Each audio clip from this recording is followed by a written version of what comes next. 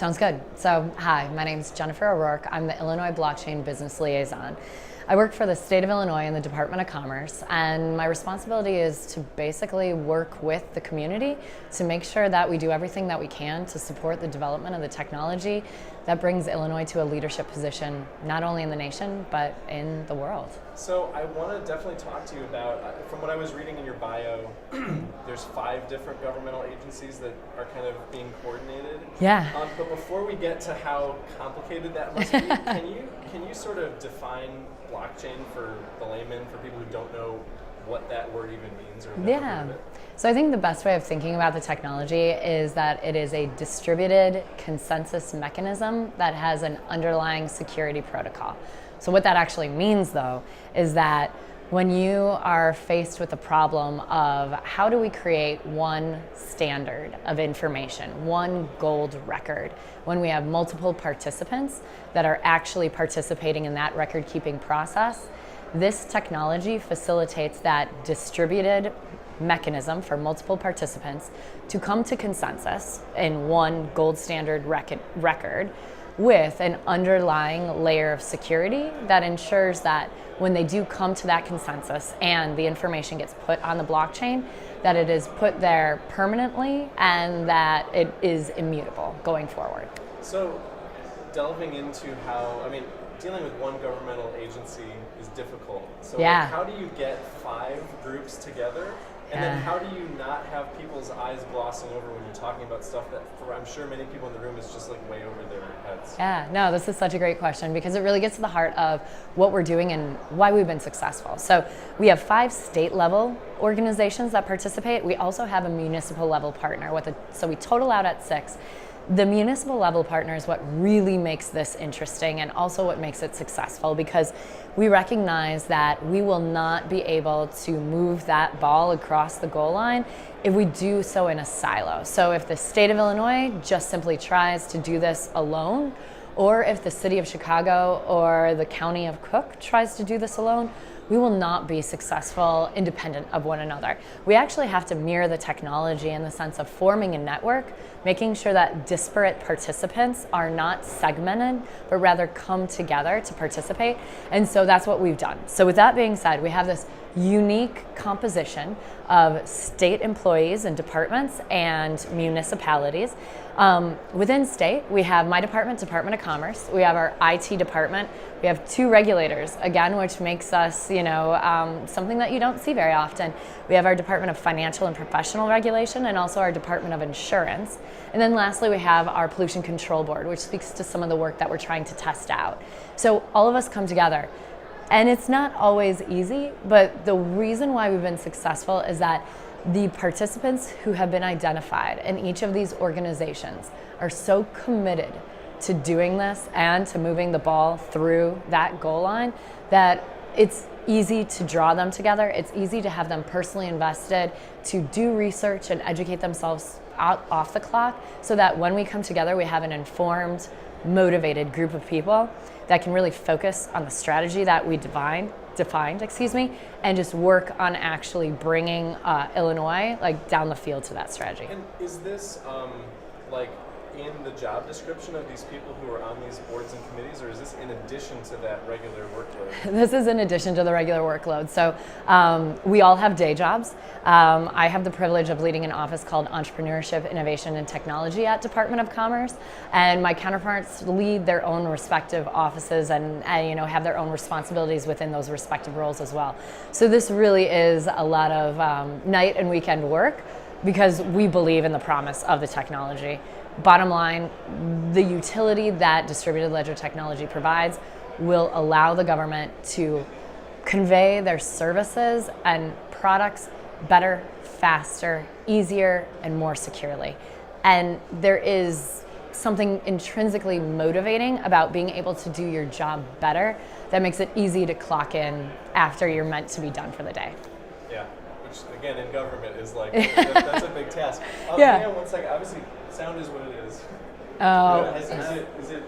I was just going to monitor talking. I can't tell if it's because looping through the camera is creating a little bit of distortion. I'm thinking it's from my camera, from the fact that I'm running the mic. bad is the... It was noticeable. There was a noticeable drop, but it's not. Yeah. She still sounds fine. What I'm Yeah. going to ask for you to do, just to Yeah. give a little bit of context, can Yeah. you set the stage of where we are and what this sound is Yeah, in the background? okay. That would be helpful just to have a Totally. of that. So where are we here today, and like what are you doing, and what are we hearing in the background? Yeah, so right now we're actually at the Stewart School of Business at IIT, and we are participating in the FinTank cryptocurrency conference.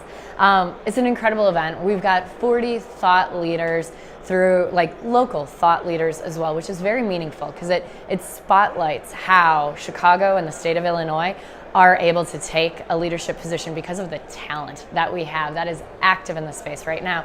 So all of these leaders are coming together today in the school, and they're talking about all of the work that they're doing, whether it's about the utility of providing blockchain solutions for the real estate industry or the questions that folks have and how they can be answered about what cryptocurrency means, how they can trade it, should they want to trade it.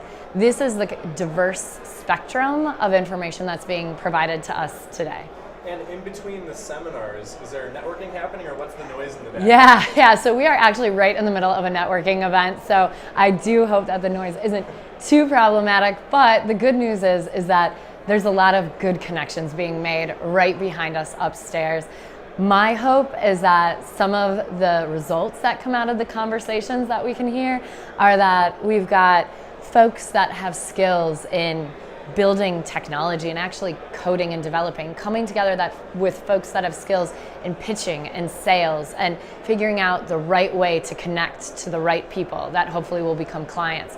If we can have those groups of people come together and think about what they can do to build businesses, that's just going to be another win for the state of Illinois that comes out of this conference today.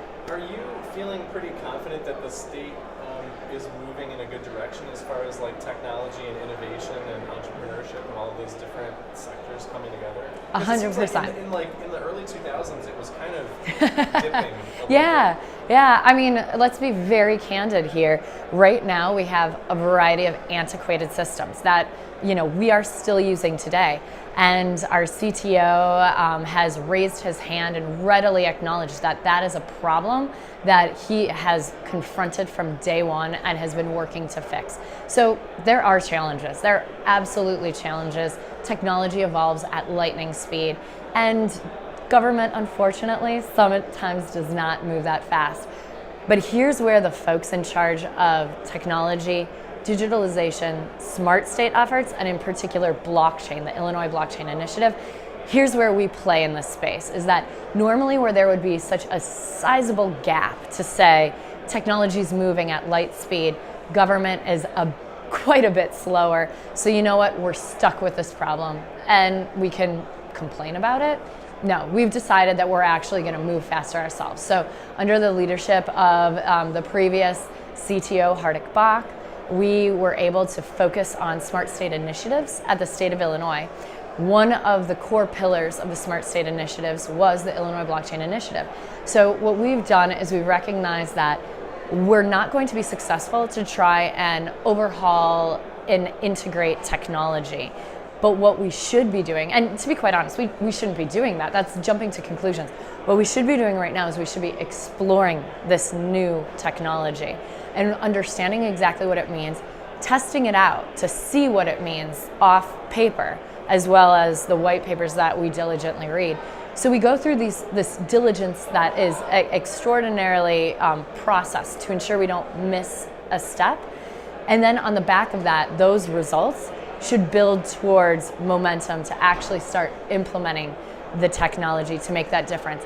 But I'll tell you this right now, just the homework and the diligence to understand this incredibly complex technology is a sizable lift that is incredibly valuable to make sure that we don't jump to the wrong conclusions in a rush to come up to par with the rest of the private sector. So the diligence is important, even if it does make for a longer runway for execution. Yeah. And is this a good place for the private sector and the government sectors to coalesce? Absolutely.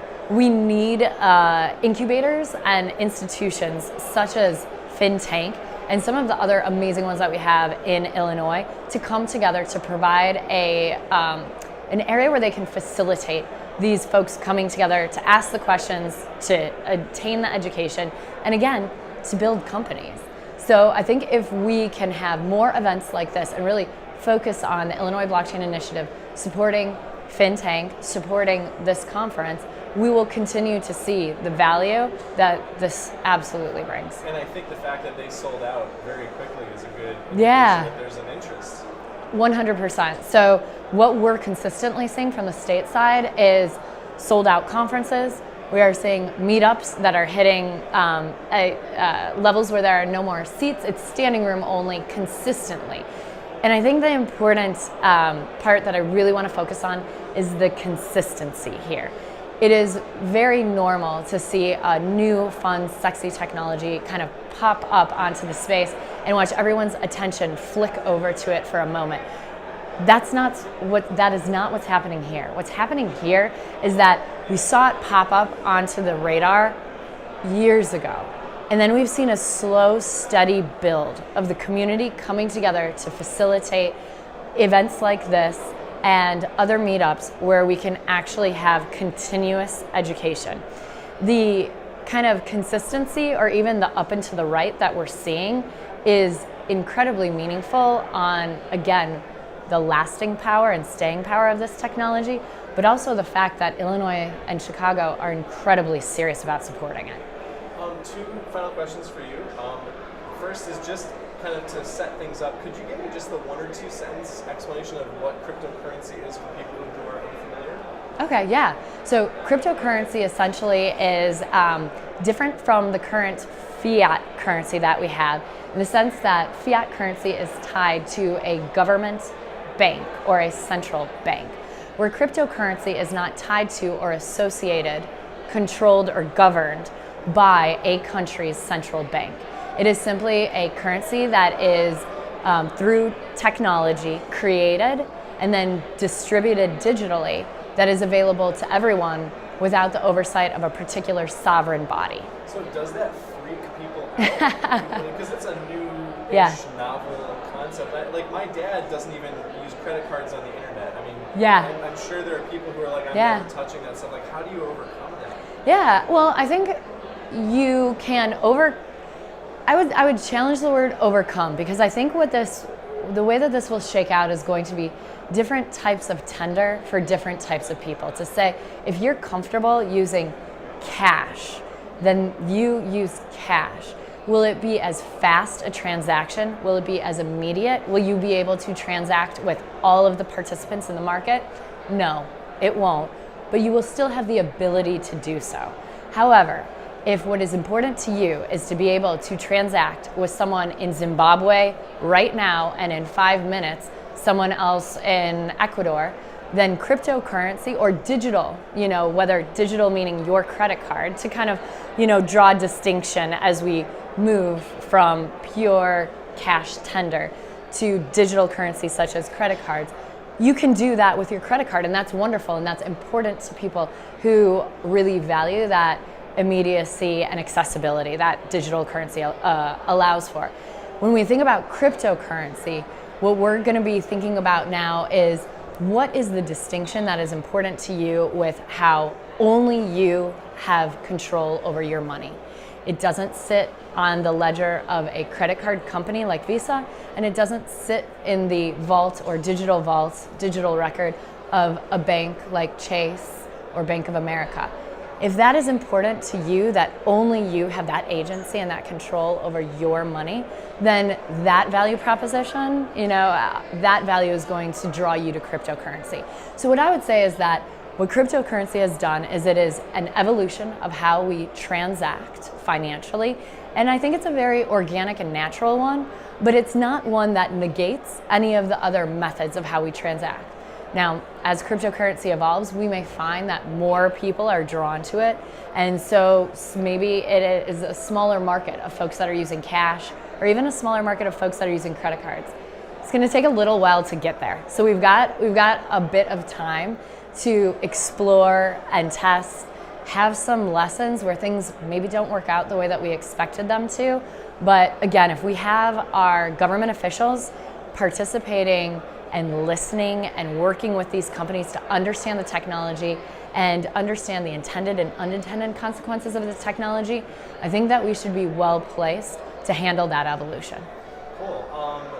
My last question, now you presented earlier, right? Yeah. What was your favorite part of your presentation today? So my favorite part is always my call to action. And it sounds so silly to say a call to action, but honestly, like, that's what it is. I want as many people that have that idea, that have that just like flicker of a what if I use the technology to do my day job a little better, a little faster, make it a little easier for me. I want those people to really think about what they need to do to start that business or start that idea turning into a business. And if we can help them in any way, if we can put them in touch with the missing co-founder that handles the sales part, or the missing co-founder that handles the development, if we can introduce them to capital and direct them to SBA loans or to venture capitalists that are focusing in on this technology. That's the role that I play, but the passion that I have is to watch those companies develop. And it's been beautiful because I've watched that already. There have been so many wonderful folks that I've met over just the course of a year, which is truly a very short amount of time. But I've met them and grown to know them as acquaintances and friends, and I've watched them turn ideas that they've had into businesses that they are beginning. And so I know that it's happening now. I know it can be done, and I just want to see more and more and more of it.